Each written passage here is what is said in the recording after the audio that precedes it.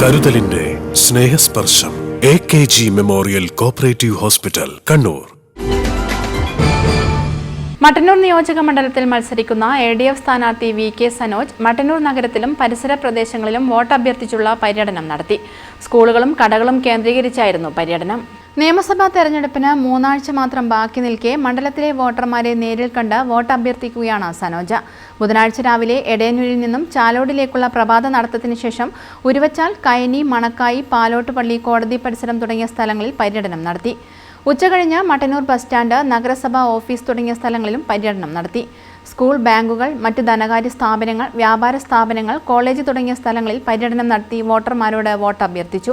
മട്ടന്നൂർ നിയോജക മണ്ഡലം രൂപീകരണത്തിന് ശേഷം 2 തവണ EP ജയരാജനും 1 തവണ KK ശൈലജയും വിജയിച്ച മണ്ഡലത്തിലെ വികസന പ്രവർത്തനങ്ങൾ എണ്ണിപ്പറഞ്ഞും ഭൂരിപക്ഷം വർദ്ധിപ്പിക്കാനുള്ള പ്രചരണവുമാണ് സനോജ് നടത്തുന്നത്.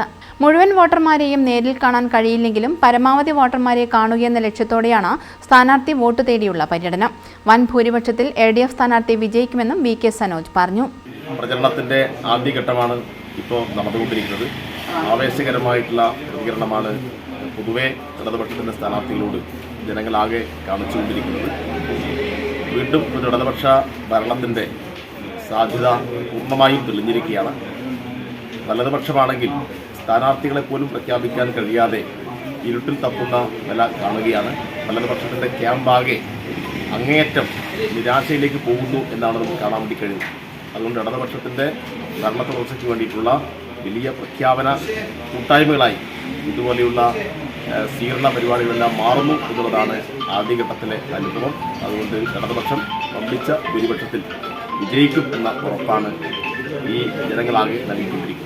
M. Ratheesh, V. Mohanan, M. Purushothaman, KP Sooraj, M. Roja, K. Shobhana, Sreekala, E. Sreejesh തുടങ്ങിയവരും സ്ഥാനാർത്ഥിക്ക് ഒപ്പമുണ്ടായിരുന്നു. News bureau, Mattannur. Madhurag gold and diamonds, Madhurag building, Kannur road, Chakkarakal.